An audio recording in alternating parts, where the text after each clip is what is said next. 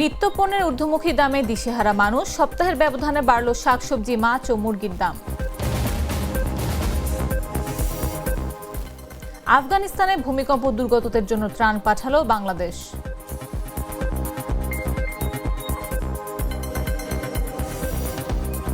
আসন বিনাশের প্রতিবাদে ফরিদপুরে মহাসড়ক অবরোধ, সকাল থেকে যান চলাচল বন্ধ।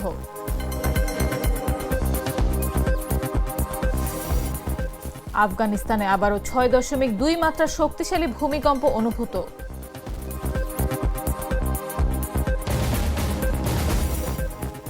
এবং জোড়া গোলে ঘরের মাঠে ভেনেজুয়েলার বিপক্ষে শেষ ম্যাচ রাঙালেন লিওনেল মেসি।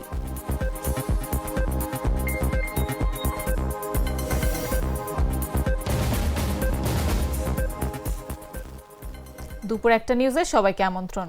সাথে আছে আমি নাফিস আব্দুল্লাহ। একাকার হয়ে ওঠা প্রাণ লেয়ার সম্পর্কের মিষ্টি ম্যাজিক। সাবেক প্রধানমন্ত্রী শেখ হাসিনা ও সাবেক স্বরাষ্ট্রমন্ত্রী আসাদুজ্জামান খান কামাল কোনো অপরাধ করেননি বলে মন্তব্য করলেন রাষ্ট্রনিযুক্ত আইনজীবী মোহাম্মদ আমির হোসেন। তিনি রাজসাক্ষী ও সাবেক আইজিপি চৌধুরী আব্দুল্লাহ আল মামুনকে উদ্দেশ্য করে বলেছেন, তিনি খুনি, অপরাধী। বৃহস্পতিবার ট্রাইব্যুনাল 1-এ চৌধুরী আব্দুল্লাহ আল মামুনকে জেরার পর সাংবাদিকদের এসব কথা বলেন রাষ্ট্রনিযুক্ত আইনজীবী মোহাম্মদ আমির হোসেন। ক্ষমা চেয়েছি একটা পর্যায়ে বলেছি, আমি বলেছি কথা যে ক্ষমা চাইলে সব কিছু ক্ষমা হয়। বিশেষ করে এটা আমি কখনো বলি নাই, কিন্তু বলার সময় আসবে যে হত্যা মামলা আবার ক্ষমা অনেক কিছুরই ক্ষমা হয়, কিন্তু হত্যা করার কোনো ক্ষমা হয় না। উনি যদি হত্যা করেই থাকে, যদি স্বীকারই করে থাকে, তাহলে ওনারও বিচার হওয়া উচিত, আমি বলতে পারি। আর কিন্তু কথা হয়েছে যে আমি আইজিপি সাহেব নিজেকে নির্দোষ প্রমাণ করার চেষ্টা করতেছেন। আমার জেরার মাধ্যমে এটা আমি আনার চেষ্টা করতেছি যে আইজিপি সাহেব নির্দোষ না, এবং আইজিপি সাহেব যাদেরকে অপরাধী মনে করতেছেন, আমি মনে করছি তারা অপরাধী। এইভাবেই আমি জেরাটা করার চেষ্টা করছি। কতখানি পারছি বা পারবো, সেটা মাননীয় আদালত, মাননীয় ট্রাইব্যুনাল বিবেচনা করবে। মানিকগঞ্জের দৌলতপুর উপজেলার রাহাতপুরের শতভাগ উর্বর কৃষি জমি থেকে নির্বিচারে মাটি কেটে নেওয়া হচ্ছে কিনা তা কমিটি গঠন করে তদন্ত করার জন্য নির্দেশ দিয়েছেন হাইকোর্ট। এ বিষয়ে করা একটি রিটের প্রাথমিক শুনানি নিয়ে বৃহস্পতিবার হাইকোর্টের বিচারপতি আকরাম হোসেন চৌধুরী ও বিচারপতি ফয়েজ আহমেদের সমন্বয়ে গঠিত বেঞ্চ এ আদেশ দেন। মানিকগঞ্জ জেলার দৌলতপুর উপজেলার রাহাতপুর মৌজায় একটা বালুমুখী 3 ফসলি কৃষি জমির উপর বালুমহল ঘোষণা করা হয়েছে অবৈধভাবে, যেটা দেশের কোনো আইন এবং সংবিধানে নাই। সেটা সামান্য একটুকে বালুমহল ঘোষণা করে টোটাল 4000 একরের অধিক জমি, প্রায় 1000 লোকের বসতি, সেখানে দিন রাত 24 ঘন্টা 50 থেকে 60 ড্রেজার এবং কয়েকশো নৌকা ব্যবহার করে 100 ফিট গভীর করে নির্বিচারে সন্ত্রাসী কায়দায় সন্ত্রাসীদেরকে নিয়োজিত করে ডিসি মানিকগঞ্জ এবং ওই দৌলতপুরের এসিলেন এবং প্রশাসনের সহযোগিতায় এই নিরীহ কৃষক থেকে বাংলাদেশের 3 ফসলীয় সম্পত্তি কেটে নিয়ে যাচ্ছে। এই ভুক্তভোগী কৃষকরা ডিসি ইউনো বিভিন্ন জায়গায় অ্যাপ্লিকেশন দিয়েছে, কর্ণপাত করেনি, বরং তাদের যে উত্তরাধিকার প্রত্যেক সম্পত্তি, শত শত বছরের পুরাতন বাপদাদার সম্পত্তি, সেইখান থেকে খাজনা খারিজ নেওয়া এই বছর বন্ধ করে দেওয়া হয়েছে। নিত্যপণ্যের ঊর্ধ্বমুখী দামে দিশেহারা সাধারণ মানুষ, সপ্তাহের ব্যবধানে আবারও বেড়েছে শাকসবজি, মাছ সহ মুরগির দাম। শুক্রবার রাজধানীর বিভিন্ন বাজার ঘুরে দেখা যায় কেজি প্রতি 10 থেকে 20 টাকা পর্যন্ত বেড়েছে সবজির দাম। এদিকে বৃষ্টির অজুহাতে আবারও কাঁচামরিচ ও পেঁয়াজের দাম বেড়েছে। শুক্রবার বাজার প্রতি কেজি কাঁচামরিচ বিক্রি হয়েছে 200 টাকা দরে।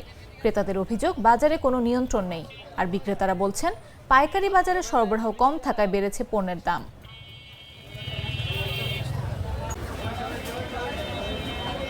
এক সপ্তাহের ভিতরে সিমা ছিল 200 টাকা কেজি, বর্তমানে সিমের দামটা কমে গেছে, বর্তমানে 160 টাকা, 160 টাকা বিক্রি করতেছে। গাজর আসছিল 20 টাকা, আগামী 2 দিন আগে আসছিল 120-40, 100 টাকা। আর এই জিনিসটা উল করছে বলে এটা 60 টাকা কেজি। আর শসার দামটা একটু বেড়ে গেছে, 2-3 দিন আগে 60-70 আসছিল, আজকে 80 টাকা। আর মিষ্টি লাউ 50 টাকা দিতে, মোটর দামটা কমে গেছে 120 টাকা। বাজার দর ভাই বর্তমানে আমদানি একটু কমে গেছে, কাঁচামালের দাম আবার বাড়তেছে অনেক। বর্ষা চলতেছে, সব চতুর্দিকে বন্যা, এই কারণে দামটা বাড়তেছে, বৃষ্টি হইতেছে, এই কারণে দাম বেশি। সোনালী মুরগি 300 থেকে 310 টাকা, ব্রয়লার 170 থেকে 175 টাকা, লালটা হচ্ছে 300 থেকে 305 টাকা। পেঁয়াজ আপনার 80 টাকা চলতেছে, আর করসটা চলতেছিল 75 টাকা, আর আলু 25 টাকা কেজি, 5 কেজি নিলে 120 টাকা বেচতেছে, 24 টাকা কেজি পাইকারি দাম। আর পেঁয়াজ আপনার দেশিরা 5 কেজি নিলে বেচতেছিল আপনার 380-390 টাকা। আফগানিস্তানে ভয়াবহ ভূমিকম্পে ক্ষতিগ্রস্ত জনগণের জন্য বাংলাদেশ সরকারের পক্ষ থেকে জরুরি মানবিক সহায়তা পাঠানো হয়েছে। শুক্রবার সকাল 8টায় বাংলাদেশ বিমান বাহিনীর একটি পরিবহন বিমান 11.227 টন ত্রাণ সামগ্রী নিয়ে আফগানিস্তানের রাজধানী কাবুলের উদ্দেশ্যে রওনা হয়। আন্তঃবাহিনী জনসংযোগ পরিদপ্তর আইএসপিআর পাঠানো এক সংবাদ বিজ্ঞপ্তিতে এই তথ্য জানানো হয়। আইএসপিআর জানায়, ত্রাণ সহায়তার মধ্যে রয়েছে তাঁবু, কম্বল, শীত বস্ত্র, কাপড়, শুকনো খাবার, বিস্কুট, মিল্ক পাউডার, নুডলস, বিশুদ্ধ খাবার পানি এবং ওষুধ।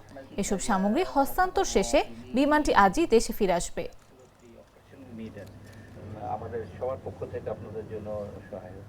মাননীয় প্রধান উপদেষ্টার নির্দেশে ভূমিকম্প সৃষ্ট আকস্মিক দুর্যোগ মোকাবেলায় আফগান জনগণের জন্য বাংলাদেশ সরকারের পক্ষ থেকে জরুরি মানবিক সহায়তা প্রদানের উদ্যোগ গ্রহণ করা হয়েছে।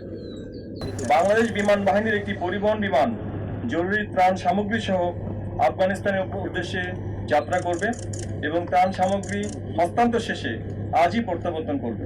আফগানিস্তানের এই ক্রান্তিকালে বাংলাদেশ সরকারের এহেন মানবিক উদ্যোগে সরকারের বিভিন্ন মন্ত্রণালয় ও বেসরকারি প্রতিষ্ঠান সংশ্লিষ্ট রয়েছে।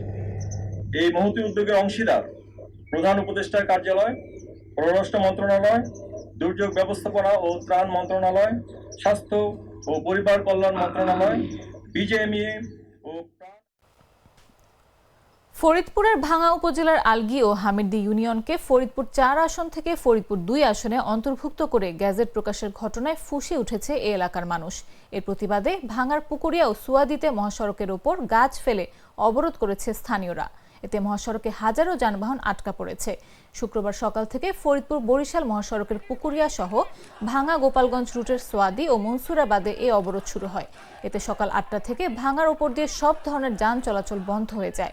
এলাকাবাসী জানায়, বৃহস্পতিবার ত্রয়োদশ জাতীয় সংসদ নির্বাচনের জন্য 300 সংসদীয় আসনের পুনর্নির্ধারিত সীমানার তালিকা প্রকাশ করেছে নির্বাচন কমিশন।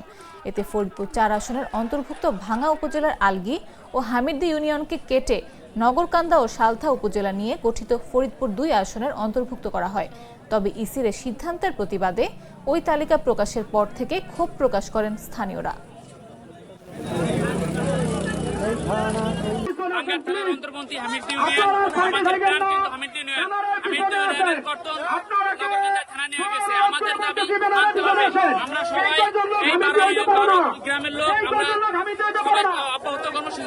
অবরোধ করছে, আমাদের দাবি মানতে হবে। আমার মাটি আমার মা, আমার মাটি আমার মা, আমাদের দাবি নির্বাচন কমিশন না মেনে নেবে। আমাদের অবরোধ কর্মসূচি অব্যাহত থাকবে, রক্ত লেগে রক্ত দেব, কিন্তু আমরা নগরকান্দা থানায় যাবো না। আমরা বাংলা থানায় আছি। বাংলা আমার মাটি আমার মা, নগরকান্দা থানায় যেতে দেব না। আমরা ভাঙ্গাবাসী সারা জীবনই শান্তিপূর্ণ মানুষ। আমরা শান্তিপূর্ণভাবে বসবাস করতে চাই। যদি আমাদের এই শান্তিপূর্ণ মিটিংয়ে যদি বাংলাদেশ গভর্নমেন্ট সরকার এবং প্রধান নির্বাচন কমিশনার আমাদের এই দাবি মানে নেয়, তাহলে আমাদের আর কোনো কর্মসূচি থাকবে না। যদি তারা আমাদের দাবি মেনে না নেয়, তাহলে এর চেয়ে আরো ভয়াবহ কঠিন আমরা আন্দোলনের ডাক দেব। বেশি পাকা টমেটো আর সিক্রেট রেসিপির কম্বিনেশনে তৈরি প্রাউন সসের বস। নারায়ণগঞ্জের রূপগঞ্জ থেকে অপহৃত ভারপ্রাপ্ত ইউপি চেয়ারম্যান নাসির উদ্দিনকে ঢাকার পোস্তগোলা থেকে উদ্ধার করা হয়েছে। এ সময় অপরাধী চক্রের সদস্য জহির মিয়া নামে একজনকে আটক করা হয়। অপহরণের 6 ঘন্টা পর ঢাকার পোস্তগোলা থেকে গোপন সংবাদের ভিত্তিতে অভিযান চালিয়ে তাকে উদ্ধার করা হয়। আটক জহির মিয়া বরগুনা জেলার ভাগড়া থানার ফুলতলি এলাকার বাসিন্দা। এর আগে বুধবার দুপুর 2টার দিকে উপজেলার ভুলতা গাউসিয়া এলাকা থেকে তাকে অপহরণ করা হয়। ইউপি চেয়ারম্যান নাসির উদ্দিন বলেন, বুধবার দুপুর 2টার সময় ব্যাংক থেকে বের হলে দুর্বৃত্তরা ডিবি পরিচয় অস্ত্রের মুখে জিম্মি করে তাকে ও তার গাড়ি চালককে সাদা মাইক্রোবাসে তুলে নিয়ে যায়। এ সময় অপহরণকারীরা তার প্রাইভেট কারটি ভুলতা এলাকায় ফেলে রেখে যায়। পরে তারা তাকে নিয়ে ঢাকার বিভিন্ন এলাকায় নিয়ে ঘোরাফিরি করে। এ সময় টাকার জন্য অত্যাচার করতে থাকে। এমনকি টাকা না দিলে তাকে মেরে ফেলবে বলেও হুমকি ধামকি প্রদান করা হয় বলেও জানান নাসির উদ্দিন।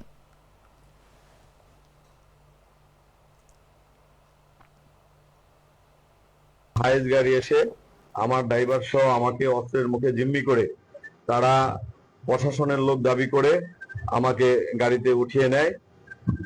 এই নিয়ে আমাকে সারা ঢাকা শহর ঘুরিয়েছে এবং মুক্তিপণ হিসাবে টাকা দাবি করেছে, আমাকে বিভিন্ন ভাবে টর্চার করেছে। থেকে নামার সাথে সাথে একটা হাইস আসছে, আইসা আমাদের ডিবি পরিচয় দিয়ে আমাকে উঠেছে গাড়ি। উঠানোর পরে চেয়ারম্যান সাহেবকে আনছে ডেকা, আইনা বলতে স্যার কথা বলবে, বলার সাথে সাথে চেয়ারম্যান সাহেবকে গাড়ি উঠানোর পরেই গাড়ি লক। 5 লাখ টাকা মুক্তিপণ দাবি করছিল। আমাদের রূপগঞ্জ থানার একটি বিশেষ উপস্থিত তাকে অক্ষত অবস্থায় রাত অনুমান 12টার দিকে দক্ষিণ কেরানীগঞ্জ থানা এলাকা থেকে অক্ষত অবস্থায় উদ্ধার করি। রাজশাহী বিশ্ববিদ্যালয়ের জুলাই 36 সালের 91 জন নারী শিক্ষার্থীকে বিনা পারিশ্রমিক যৌনকর্মী বলা শাখা ছাত্রদলের শাহ মখদুম হলের সহসভাপতি আনিসুর রহমান মিলনের বিরুদ্ধে ডিজিটাল নিরাপত্তা আইনে মামলা করা হয়েছে। বৃহস্পতিবার বেলা 11টায় রাজশাহী বিশ্ববিদ্যালয়ের শাখা ছাত্রদলের সভাপতি সুলতান আহমেদ রাহি নিজে বাদী হয়ে রাজশাহী মতিহার থানায় মামলা করেন। আমাদের রাজশাহী বিশ্ববিদ্যালয় হল প্রভোস্ট জুলাই 36 হলের তিনি আমাদের নারী শিক্ষার্থী বোনদেরকে 91 জন শিক্ষার্থীর তলব করে একটা অযোগ্য তলব করেন। তার প্রতিবাদে আমাদের রাজশাহী বিশ্ববিদ্যালয় ছাত্র দলের সহসভাপতি এবং রাজশাহী বিশ্ববিদ্যালয়ের শিক্ষার্থী তুহিনা একটি প্রতিবাদ তার ব্যক্তিগত ফেসবুক আইডিতে তিনি আপলোড করেন এবং তার ফেসবুক আইডিতে শাহ মখদুম হলের সহসভাপতি আনিসুর রহমান মিলন একটি কুরুচিপূর্ণ মন্তব্য করেন। তার মন্তব্যের পরিপ্রেক্ষিতে তুহিনা তার প্রতিবাদ করেন এবং প্রতিবাদের ভিত্তিতে গতকালকে আমরা তার সকল পদ থেকে সাময়িকভাবে স্থগিত করি এবং ছাত্র দলের সহসভাপতি শাকির রহমান সোহাগ, যুগ্ম সাধারণ সম্পাদক শফিকুল ইসলাম শফিকের 2 সদস্য বিশিষ্ট কমিটি আমরা গঠন করে দিই। সেই কমিটির তথ্য ভিত্তিতে তারা প্রথমে সেই ভিকটিম আমাদেরকে জানায় যে তার আইডি হ্যাক হয়েছে। আমরা সুস্পষ্টভাবে প্রেস বিজ্ঞপ্তির মাধ্যমে জানিয়েছিলাম যে এই যুক্তি আমাদের কাছে সত্যতা বেশি প্রমাণ হয় নাই। নির্বাচনে জামানতের টাকা বৃদ্ধি এবং খরচ বৃদ্ধির মধ্য দিয়ে নির্বাচনকে বড় লোকের টাকার খেলায় পরিণত করার চক্রান্ত চলছে বলে দাবি করলেন বাংলাদেশের কমিউনিস্ট পার্টির সাধারণ সম্পাদক ও বাম গণতান্ত্রিক জোটের সমন্বয়ক রুহিন হোসেন প্রিন্স। বৃহস্পতিবার পঞ্চগড় সরকারি অডিটোরিয়াম চত্বরে দলটির পঞ্চগড় জেলা কমিটির দ্বাদশ সম্মেলনে এ মন্তব্য করেন তিনি। নির্বাচন কমিশন ভূতের পিঠে চলছে উল্লেখ করে তিনি বলেন, ভূতের পা যেমন পেছনে যায় তেমনি নির্বাচন কমিশন পেছনে হাঁটছেন। প্রিন্স এ সময় বলেন, 54 বছর যারা ক্ষমতায় ছিলেন তারা নীতিহীন রাজনীতি করেছেন। বাংলাদেশের শ্রমজীবী ও মেহনতি মানুষ মাঠে ময়দানে কাজ করে যে অর্থনৈতিক সমৃদ্ধি এনেছে, বিগত সময় লুটপাট করে খেয়েছে দুর্বৃত্ত রাজনীতির হোতারা, যার কারণে গণতন্ত্রকে স্থায়ী রূপ দেওয়া যায়নি। ক্ষমতাকে কুক্ষিগত করার জন্য তারা কৃতিত্ববাদী ও পরিবারতান্ত্রিক ও স্বৈরতান্ত্রিক হয়ে উঠেছে। বিগত 54 বছর ধরে তারা কি করেছে, যার জন্য বাংলাদেশে গণতন্ত্রকে স্থায়ী রূপ দেওয়া যায়নি। ক্ষমতায় তারা কুক্ষিগত করার জন্য কর্তৃত্ববাদী হয়ে উঠেছে, পরিবারতান্ত্রিক হয়ে উঠেছে, স্বৈরতান্ত্রিক হয়ে উঠেছে। এর বিরুদ্ধে বুকের রক্ত দিয়ে আমরা বারবার লড়াই করে বিজয় অর্জন করি, এবার অর্জন করলাম। কিন্তু আজকে এখানে দাঁড়িয়ে অত্যন্ত ক্ষোভের সাথে আমাকে বলতে হচ্ছে, এবারের গণঅভ্যুত্থানের আকাঙ্ক্ষা হিসাবে ঘোষিত হয়েছিল গণতন্ত্র এবং বৈষম্যহীনতা। আজকে সেই গণতন্ত্র দিল্লি দুরস্তের মতো ভবের সন্ত্রাস আজ জনজীবনকে দুঃসহ করে তুলছে। প্রতিদিন ঘুম থেকে উঠে মানুষ উদ্বেগ এবং উৎকণ্ঠার মধ্যে জীবন যাপন করে। নির্বাচন কমিশন তারা বোধহয় ভূতের পিঠে চড়েছে। গ্রামের কথা আছে না ভাই, ভূতের পা কোন দিকে যায়, সামনে যায় না পেছনে যায়? পেছনে যায়। ওনারা পেছনে হাঁটা শুরু করেছেন। আগে এমপি ইলেকশন করতে গেলে জামানত ছিল 20,000 টাকা, ওনারা এখন 50,000 টাকা করে দিয়েছেন। Treat chocolate, treat moment, sweet moment. জানাবো আন্তর্জাতিক সংবাদ।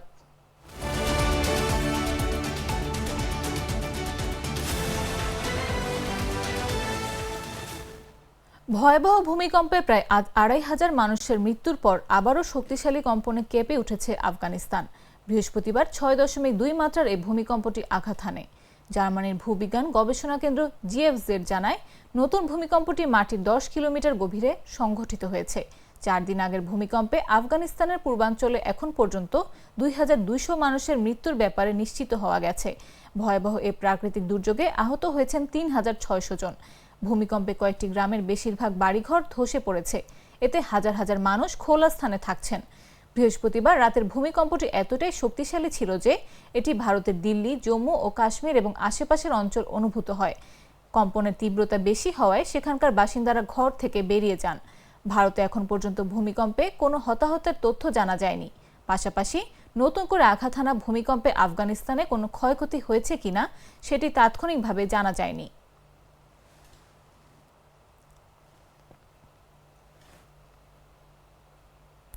পাকিস্তান নির্বাচিত কমিশন ইসিপি পাঞ্জাব প্রদেশে আসন্ন উপনির্বাচন স্থগিতের ঘোষণা দিয়েছে। সম্প্রতি প্রদেশ জুড়ে ভারী বৃষ্টি ও বন্যার কারণে অবকাঠামো ব্যাপকভাবে ক্ষতিগ্রস্ত হয়েছে এবং যোগাযোগ ব্যবস্থা ভেঙে পড়েছে। এ পরিস্থিতির কারণে নির্বাচন স্থগিত করা হয়েছে বলে জানিয়েছে কমিশন।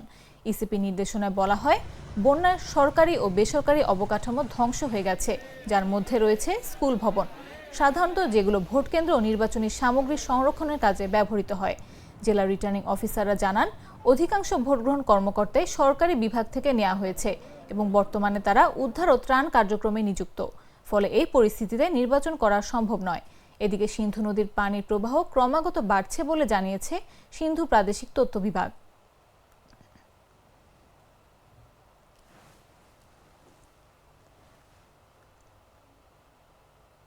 এবারে খেলার খবর।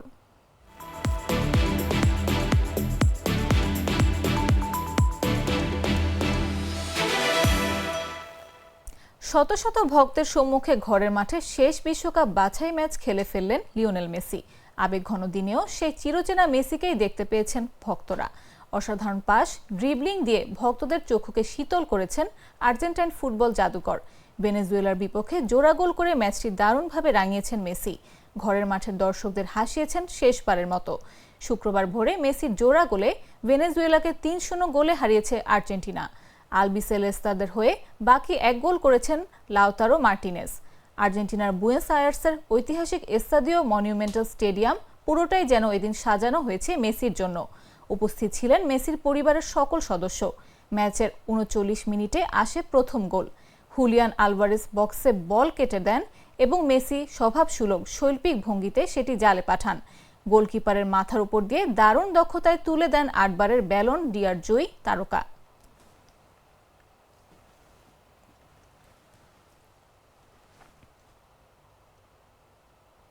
সংবাদ শেষ করার আগে শিরোনামগুলো জানিয়ে দিচ্ছি আরো একবার।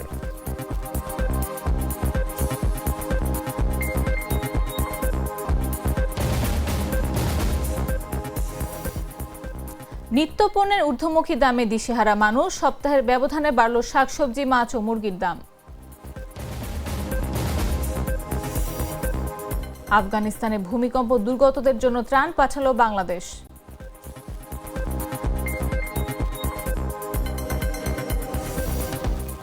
আসন বিনাশের প্রতিবাদে ফরিদপুরে মহাসড়ক অবরোধ, সকাল থেকে যান চলাচল বন্ধ।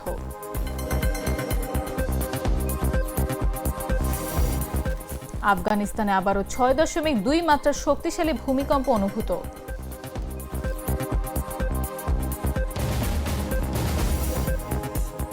এবং জোড়া গোলে ঘরের মাঠে ভেনেজুয়েলার বিপক্ষে শেষ ম্যাচ রাঙালেন লিওনেল মেসি।